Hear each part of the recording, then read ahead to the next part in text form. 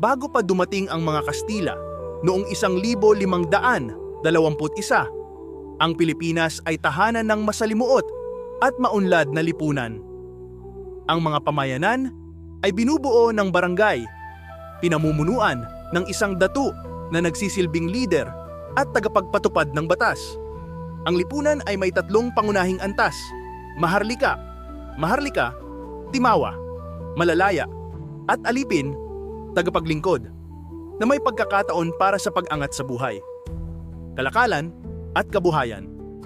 Ang mga prekolonyal na Pilipino ay aktibong nakikilahok sa pandaigdigang kalakalan, nakikipagpalitan ng ginto, perlas at beeswax sa mga bansang tulad ng China, India at Arabo. Ang agrikultura ang pundasyon ng ekonomiya, kung saan palay, niyog at halamang ugat ang pangunahing tanim. Ang kaingin system at hagdan-hagdang palayan ay ginagamit upang maparami ang ani. Pangingisda, pangangaso, at paghahabi ang iba pang kabuhayan, kultura at sining. Ang sining ng mga prekolonyal na Pilipino ay nagpapakita ng kanilang malikhaing talento. Ang paghahabi, paggawa ng palayok, at alahas mula sa ginto ay may masalimuot na disenyo. Ang musika, sayaw, at epikong tula tulad ng hudhud at biyag ni Lamang ay mahalaga sa kanilang kultura. Ang mga instrumento tulad ng kulintang, kudyapi, at tungali ay bahagi ng seremonya at aliwan, paniniwala at ritual. Naniniwala ang mga prekolonyal na Pilipino sa animismo, kung saan ang mga espiritu ay naninirahan sa kalikasan.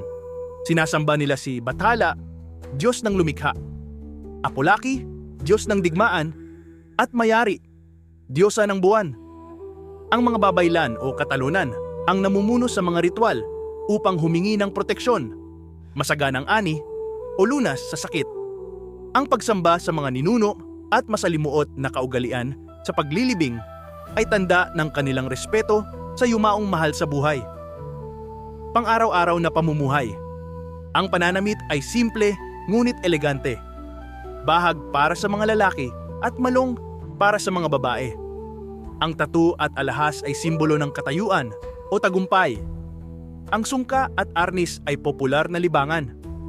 Ang mga pista tulad ng kanyaw ay nagpapakita ng pagkakaisa at pagdiriwang ng komunidad. Pamana.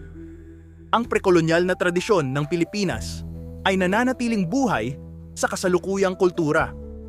Ang sining, epiko at kaugalian ay patuloy na nagbibigay inspirasyon, nagpapaalala sa ating mayaman at makulay na kasaysayan.